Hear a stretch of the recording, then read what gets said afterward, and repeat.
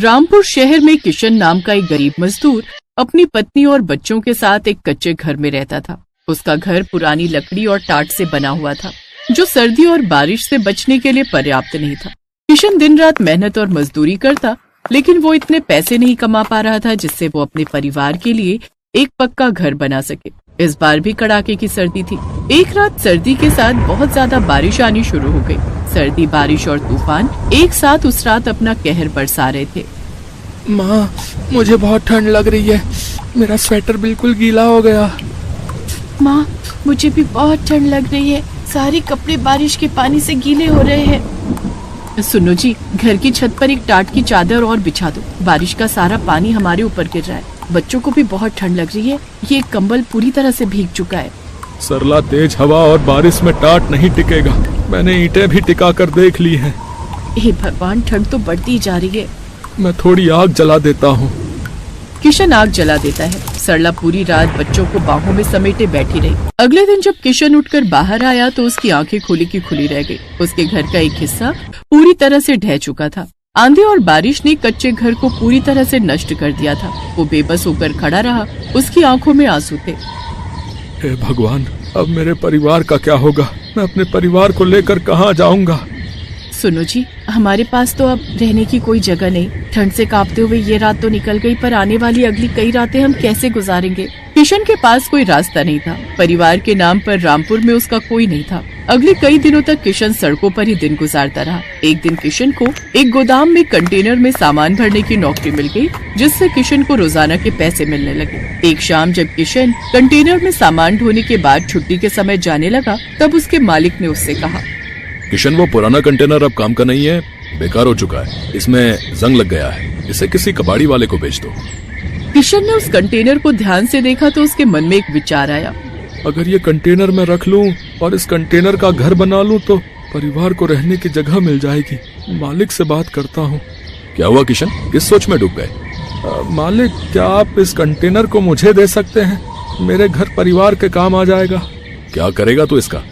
मालिक, मैंने आपको बताया था ना, बारिश और तूफान में मेरा घर जो है टूट गया।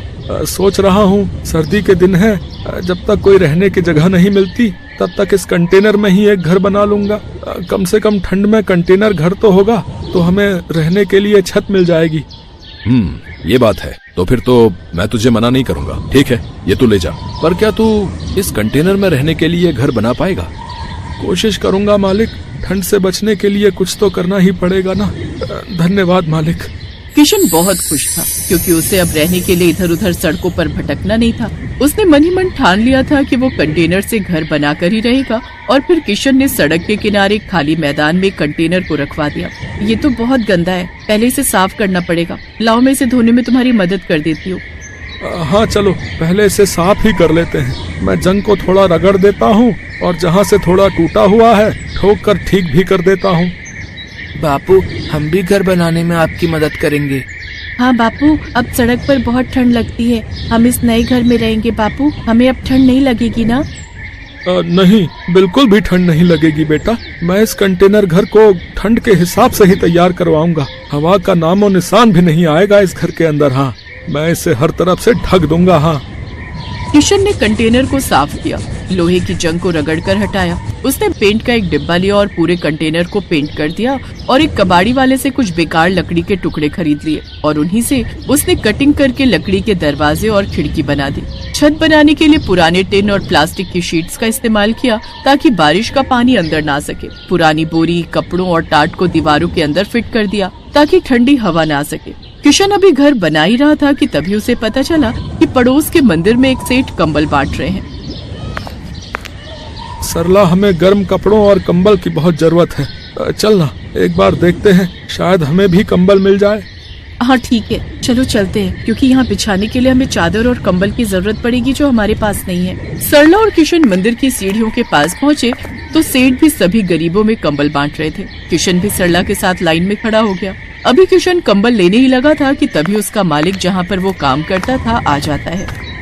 नमस्ते सेठ जी, कैसे हैं आप? सही है, पुण्य का काम हो रहा है। सोच रहा हूँ मैं भी इस बार ठंड में थोड़े कंबल बांट दूं।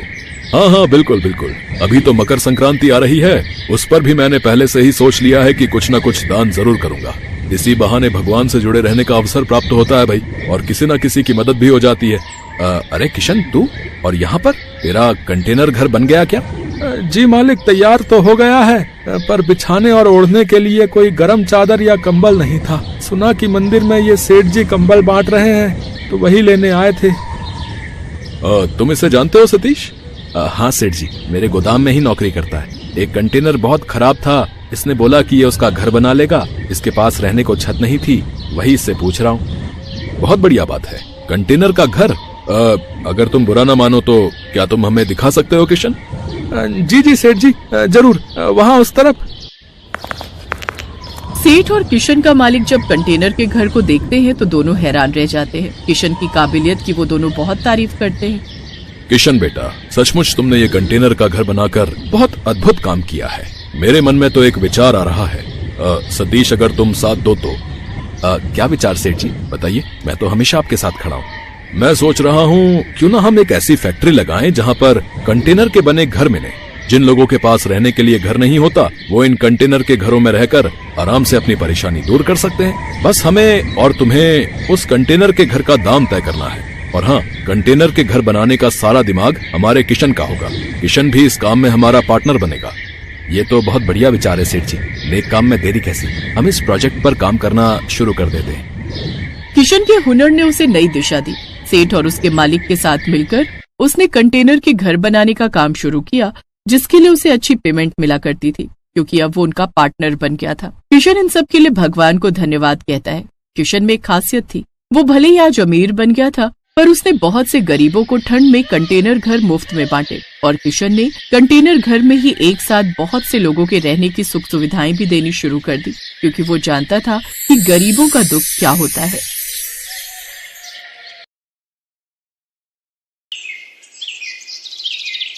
भरतपुर नाम के गांव में मनीष अपनी पत्नी रेखा और 2 बच्चों बंटू और चिंकी के साथ रहता था। मनीष अपना एक छोटा सा ढाबा चलाता था। मनीष बड़ा ही लजीज खाना बनाकर बेचता था, जिससे उसका ढाबा ठीक ठाक चलता था। वाह यार मनीष, क्या लाजवाब खाना है।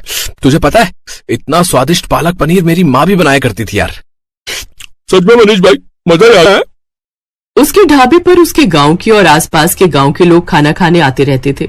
लेकिन अब जुलाई का महीना शुरू हो चुका था। उसका ढाबा कच्चा बना हुआ था, जिस कारण बरसात के समय में वहाँ पानी टपकना शुरू हो जाता था, और इसलिए बरसात में उसका धंधा मंदा पड़ जाता था। उसके ढाबे पर कम ग्राहक आने लगते हैं। बाहर बारिश जोरों पर थी। हे भगवान, पिछले 2 हफ्ते से बहुत ही कम ग्राहक आए हैं ढाबे पर। अगर ऐसे ही चलता रहा तो कैसे काम चलेगा? कहीं ऐसा ना हो कि फिर मुझे अपना ढाबा बंद करना पड़े। आप चिंता मत कीजिए जी, ऊपर वाला सब ठीक कर देगा।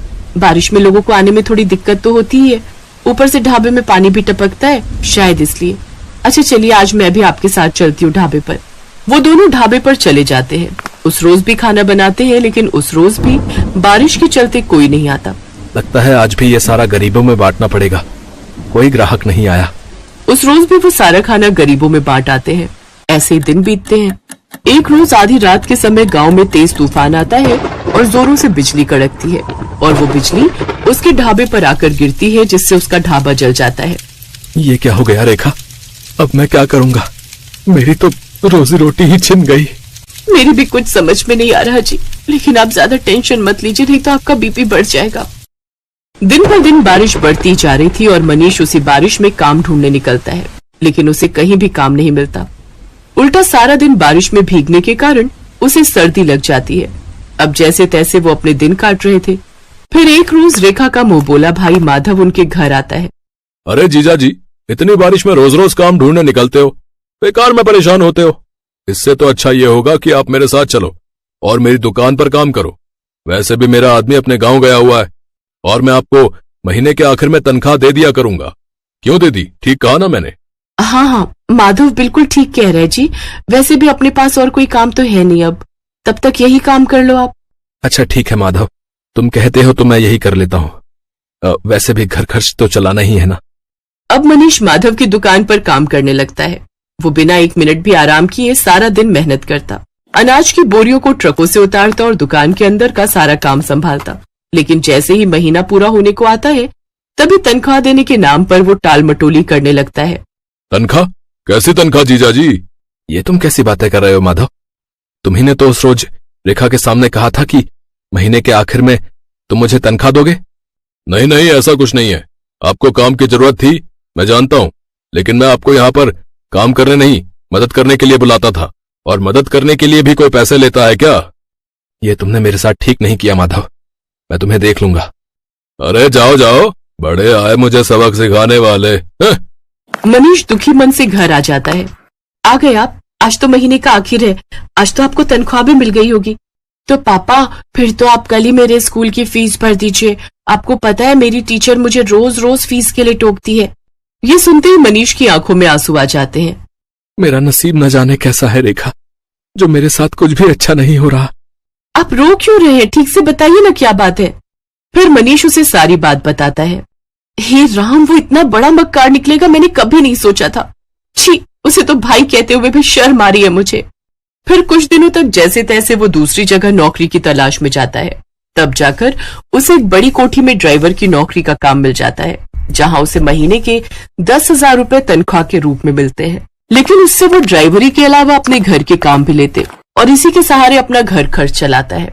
ऐसे ही एक शाम जब मनीष काम से घर लौट रहा होता है, तभी उसकी नजर सड़क किनारे गिरे हुए बच्चे पर जाती है, जो कि लगातार मदद की गुहार लगा रहा था।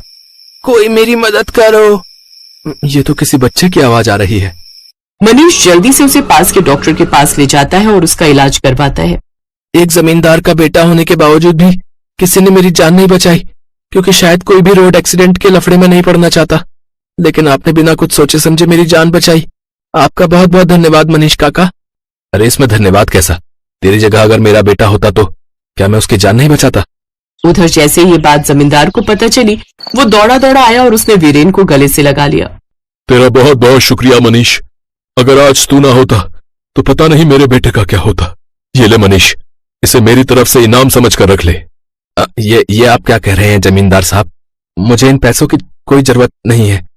रख लो मनीष, तुमने मेरे जान से प्यारे बेटे को बचाया है, तो उसके आगे तो ये सब कुछ भी नहीं है। मनीष जब घर आकर देखता है तो वो पूरे 5 लाख रुपए होते हैं। ये देख वो बहुत खुश होता है। अब वो जल्द ही सड़क किनारे अपनी जमीन पर खुद का पक्का ढाबा खोल लेता है। सड़क किनारे होने से अब उसकी और भी ज्यादा कमाई होने लगती है। अब बरसात में ना तो उसके ढाबे की छत टपकती और ना ही ग्राहकों की कमी होती, क्योंकि गाड़ियों में घूमने निकले लोग उसके ढाबे पर ही अपनी गाड़ी रोकते और लजीज लजीज खाना खाकर बारिश के मजे लेते। अब मनीष अपनी पत्नी और बच्चों के साथ खुशी खुशी रहता। Thanks for watching.